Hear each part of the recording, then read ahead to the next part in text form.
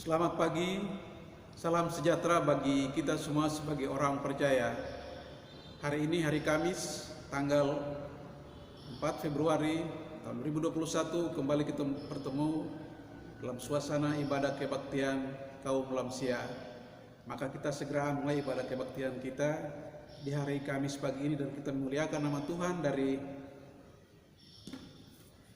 Kidung Kebungahan nomor 54. Kita menyanyi ayat yang pertama dan yang kedua. Sim abdi nganturkan puji dan yang seterusnya.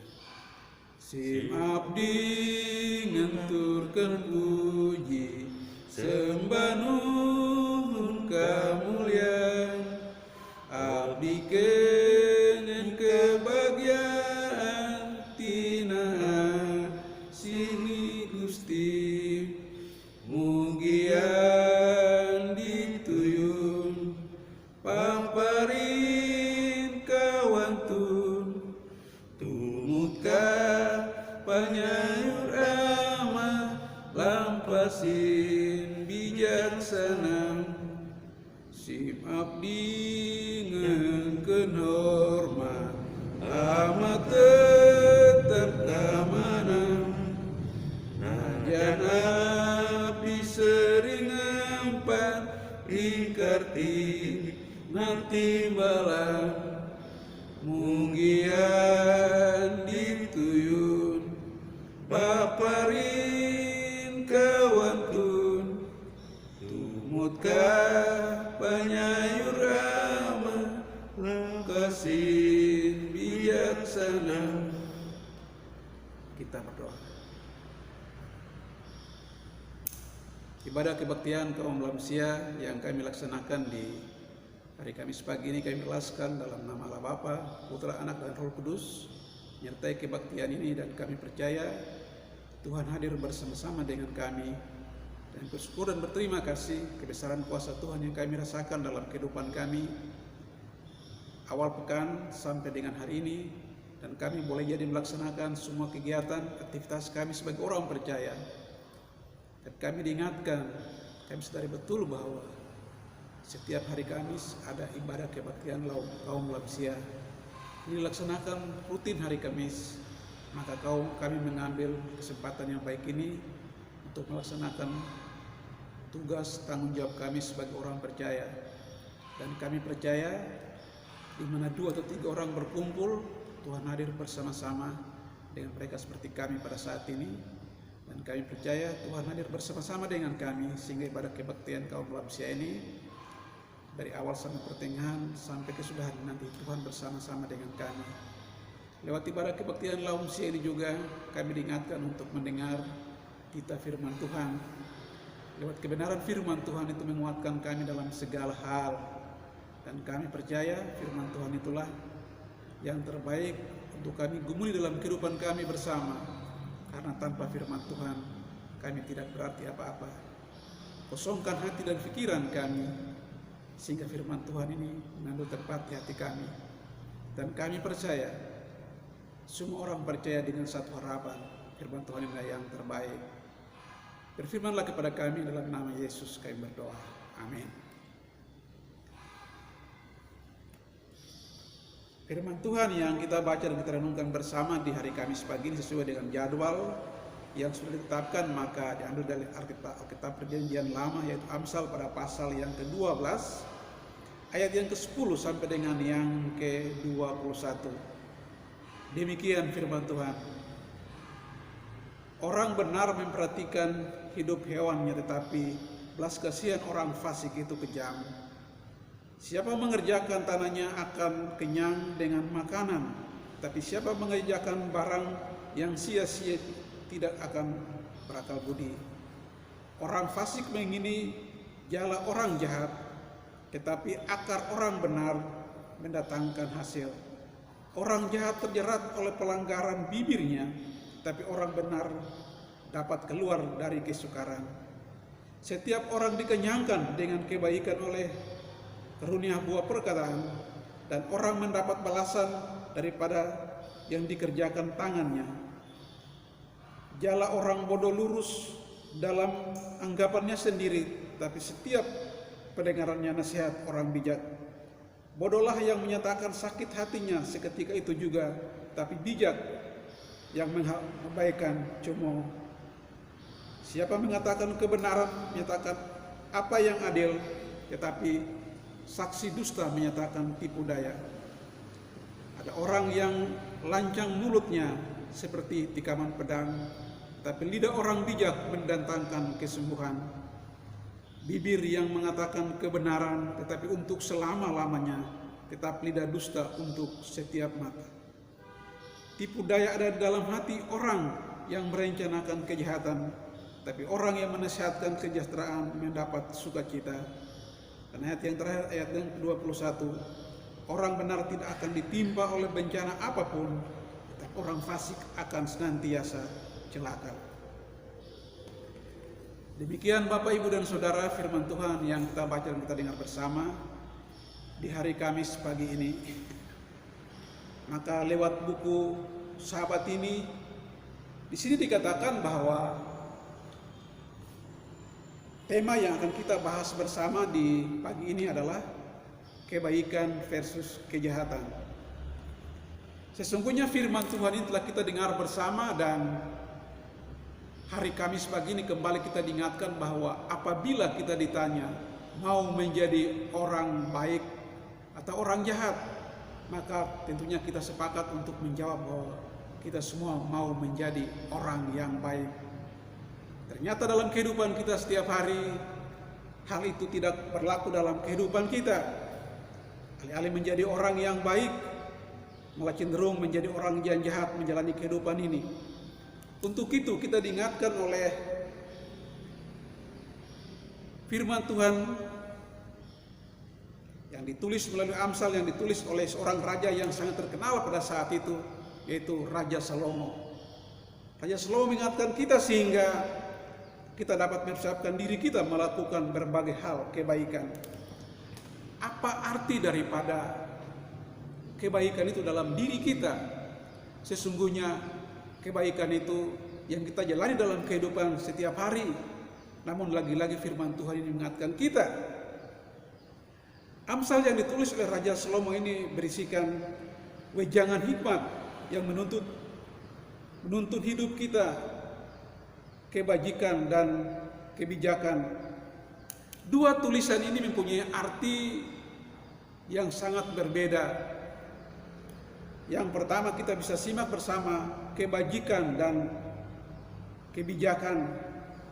Apa yang direncanakan oleh Salomo dalam kehidupan kita sebagai orang percaya, mengingatkan kita sehingga kita bijak melaksanakan semua yang kita mau kerjakan. Di sisi lain juga kita diingatkan untuk sebagai orang yang percaya, kebijakan harus ada pada diri kita. Maka lewat kebenaran firman Tuhan yang diambil dari Amsal pada pasal 12 ayat yang ke-10 sampai 21, bagaimana sikap kita, ekspresi kita. Karena apa yang terjadi dalam kehidupan kita, Salomo mengingatkan kita sehingga kita sebagai orang percaya, semua itu bermuara dalam kehidupan kita sebagai orang percaya. Itulah sebabnya Raja Salomo mengingatkan kita sehingga dalam kebenaran firman Tuhan semacam ini kita mau yang terbaik dalam kehidupan kita. Bapak, Ibu, dan saudara-saudara yang diberkati Tuhan, khususnya kita kaum lansia, dalam kehidupan kita diingatkan sehingga pada saat kita mau berbuat sesuatu, berpikirlah dahulu yang terbaik. Karena apa? Kalau kita berbuat yang jahat pada diri kita atau pada orang lain, di situ juga kita akan memetik buah yang jahat itu dalam kehidupan kita. Atau sebaliknya, kalau kita memang ada rencana yang baik untuk kita berbuat yang baik, pasti kita akan menggapai hasil yang baik juga. Itulah yang diingatkan lewat firman Tuhan di pagi ini buat Raja Salomo kepada kita. Lalu bagaimana kita sebagai orang percaya menyikapi itu dalam hidup ini? Tentunya kadang-kadang kita merasa berat, merasa terbeban. Tapi suka tidak suka firman Tuhan itu mengingatkan kita sehingga menjaga kebersamaan kita, menjaga apa yang ada pada diri kita dalam setiap kita berkata, dalam setiap tutur kata kita. Kita harus berpikir bahwa apa yang kita keluarkan dari mulut kita itu diterima orang lain atau tidak. Itulah maka dengan demikian Salomo mengingatkan kita lewat Amsal yang ditulis dalam kehidupan kita untuk kita renungkan di hari Kamis pagi ini. Sesungguhnya hal semacam ini sangat sederhana dalam kehidupan kita. Lagi-lagi firman Tuhan diingatkan kita sehingga kita mau berpikir yang baik, berpikir yang positif, sehingga kata-kata yang diucapkan dari mulut kita itu jangan sampai yang tidak pantas, yang tidak bagus kita dengar.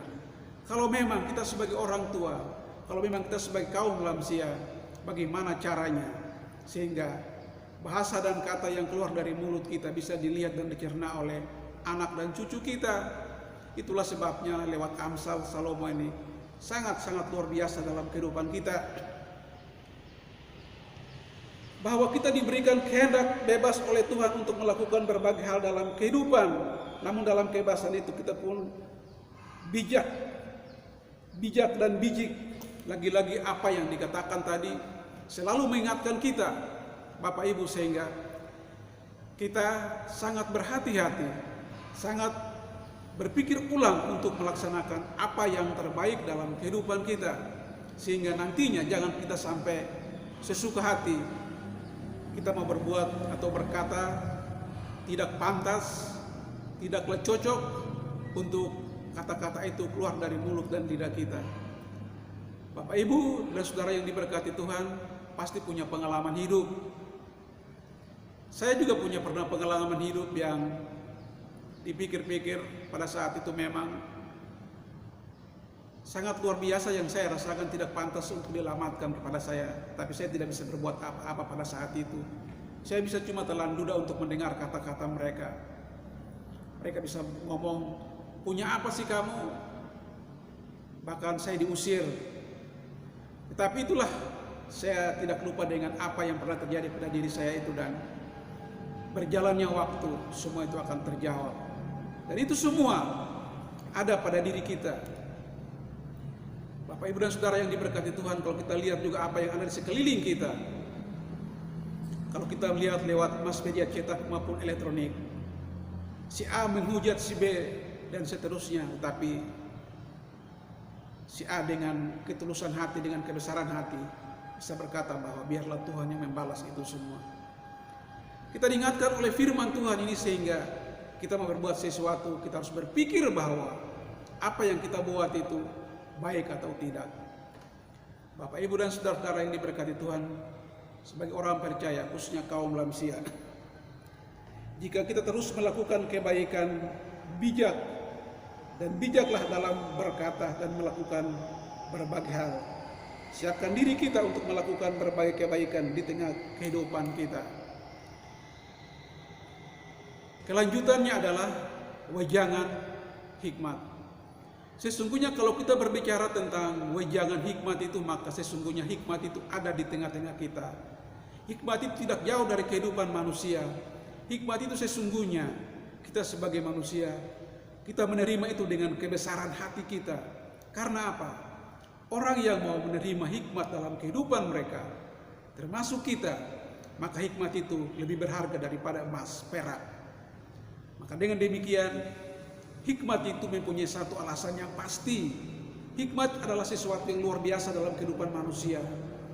Jika wejangan hikmat itu kita mau cerna, kita mau menelitinya dalam hidup kita, maka wejangan hikmat itu, mau nggak kita sebagai manusia wejangan hikmat itu dalam kehidupan kita, sehingga wejangan hikmat itu jangan berlalu dalam sia-sia dalam kehidupan kita. Kita mau manfaatkan hikmat itu dalam kehidupan kita bersama. Hikmat itu tidak bisa dibeli dengan apapun juga. Maka dengan demikian bisa dipastikan bahwa kalau memang kita sebagai orang percaya, janganlah kita berkata bahwa karena saya memiliki jabatan, memiliki kekayaan, memiliki segala-galanya, sehingga tidak perlu dengan apa yang disebut hikmat itu. Tidaklah pantas kalau kita berkata demikian. Hikmat itu sungguh sangat luar biasa, dan hikmat itu berlaku bagi kita semua. Apabila kita takut akan Tuhan, maka hikmat itu ada pada diri kita. Itulah salah satu alasan yang disampaikan oleh Raja Salomo dalam kehidupan kita. Maka kita sebagai orang percaya pada saat ini, kita juga mau memanfaatkan wejangan hikmat itu dalam kehidupan kita. Hikmat itu bersifat universal dan transparan. Wejangan hikmat itu mengajarkan kita, bahkan orang bodoh yang tidak berpengalaman sekalipun diingatkan, sehingga wejangan hikmat itu benar-benar dirasakan atau dinikmati oleh kehidupan kita bersama. Seperti yang tertulis dalam ayat yang ke-15 dan yang ke-16. Bapak Ibu bisa silakan baca. Apa motivasi dan ambisi kita kalau memang benar-benar wejangan hikmat itu sudah ada pada diri kita? Kita renungkan itu dalam kehidupan kita, karena lewat hikmat itulah apa yang menjadi alasan kita, apa yang kita bicarakan, apa yang kita jalani dalam kehidupan ini benar-benar dapat kita laksanakan dengan baik. Karena tanpa hikmat dalam kehidupan kita, maka kehidupan kita tidaklah berarti apa-apa. Tapi lewat kebenaran firman Tuhan yang ditulis oleh Raja Salomo yang mengingatkan kita, sehingga kita mau bersama-sama merenungkan kebenaran firman Tuhan ini, sehingga memantapkan langkah kita bersama untuk melangkah pasti.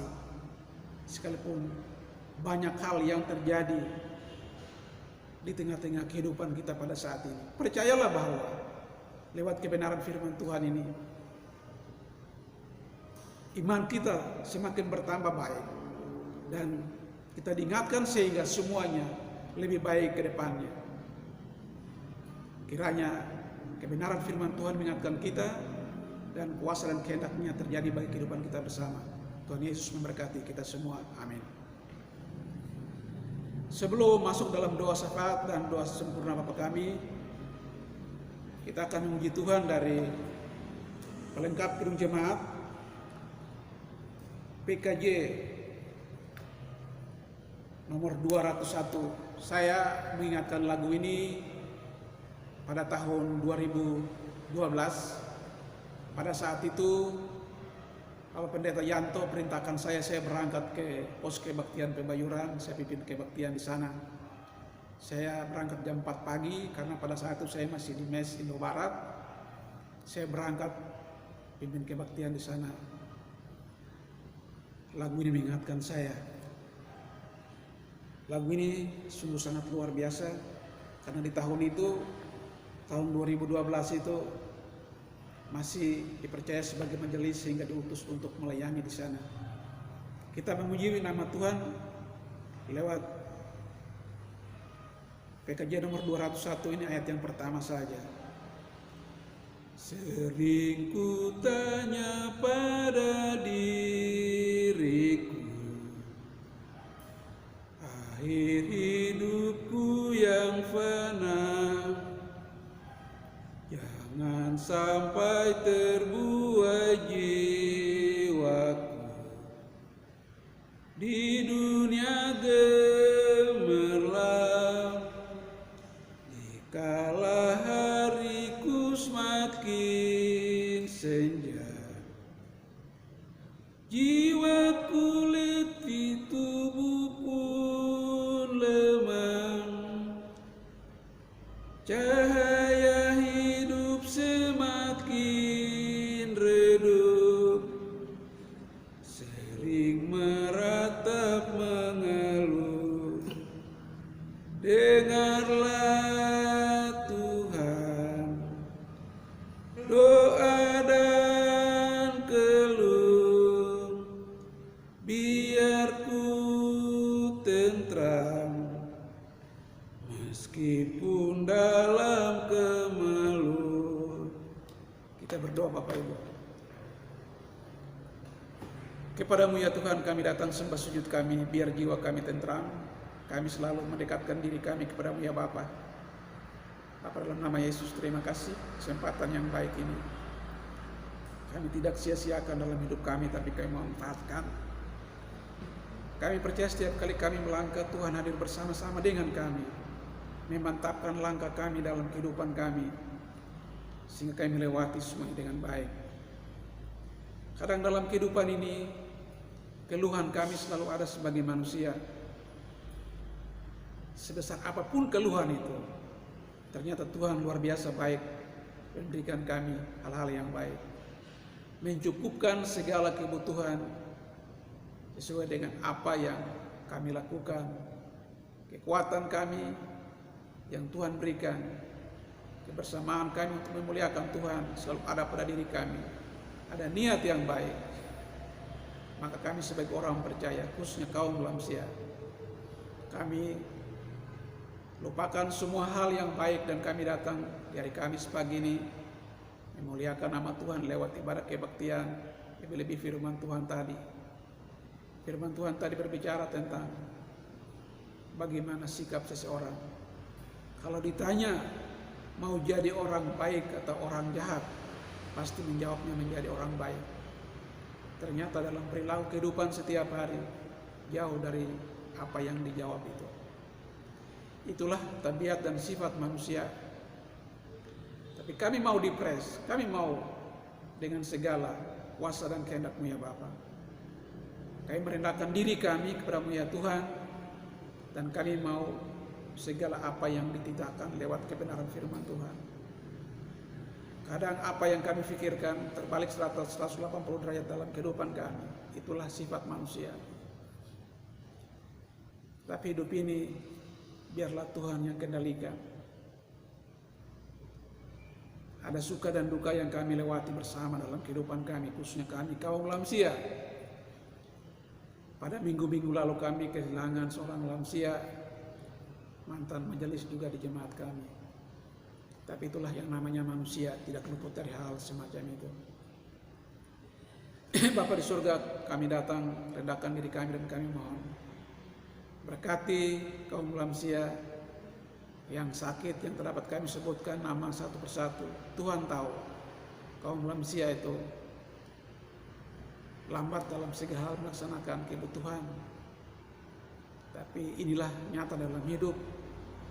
Berkati semua badan pengurus, kami semua sebagai anggota jemaat, sehingga kami saling menopang satu sama lain. Bapa di surga, begitu banyak keluhan kami dalam kehidupan, tapi di situ juga Tuhan memberikan yang terbaik dalam hidup ini. Allah Bapa, dalam nama Yesus, di jemaat kami GKP Sadang bukan saja kaum lansia, tapi ada juga komisi-komisi yang lain. Tuhan berkati sehingga kebersamaan kami membangun jemaat kami lebih baik. Kekurangan-kekurangan kami saling mengisi satu sama lain, sehingga itulah yang menjadi tugas dan tanggung jawab kami bersama. Bapa di sorga, terima kasih. Kami juga secara khusus berdoa bagi hamba Tuhan, Bapak Pendeta kami yang luar biasa di tengah-tengah jemaat kami. Banyak ide, banyak hal yang dikerjakan, banyak perubahan yang terjadi di jemaat kami, bahkan di dalam gedung gereja kami.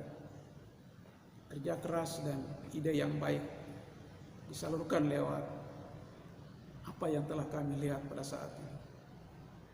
Berkati beliau dengan apa yang telah dikerjakan, sehingga kebersamaan dengan Bapak Pendeta kami tetap terjaga dengan baik. Berkati juga keluarga, anak dan istri, semua dalam kaitan dalam kehidupan. Kami juga berdoa sehingga apa yang menjadi rencana ke depan selalu kami jalani bersama. Jauhkanlah daripada kami hal-hal yang buruk, sehingga kami selalu berjalan bersama ya Tuhan. Dan kami percaya Bapak Pendeta tetap menjalani kehidupan, melayani kami dengan kesungguhan hati. Secara khusus kami juga berdoa bagi saudara kami, adik kami yang sakit pada hari kemarin, David Samuel Pio. Saudara kami ini bekerja keras di jemaat kami, maka sebagai manusia juga pasti rasa sakit. Tuhan berkati dan berikan kepadanya kekuatan apa yang menjadi kemauan. Sudah berjumpa dalam suasana segar di pagi ini, tapi apa yang menjadi tanggung jawab, apa yang ia kerjakan masih banyak. Tuhan berikan kepadanya kekuatan. Berkati juga obat-obatan yang ia konsumsi, para dokter, perawat yang merawat. Begitu juga dengan ayahnya seorang diri. Berkati David dalam kehidupan sehari-harinya, apa yang menjadi keilmuannya. Allah Bapa, dalam nama Yesus, banyak hal yang kami utarakan kehadirat-Mu ya Tuhan. Tapi lewat doa syafaat ini kami percaya Tuhan lebih mengetahui isi hati kami, pikiran kami, bahkan perasaan kami yang terdalam.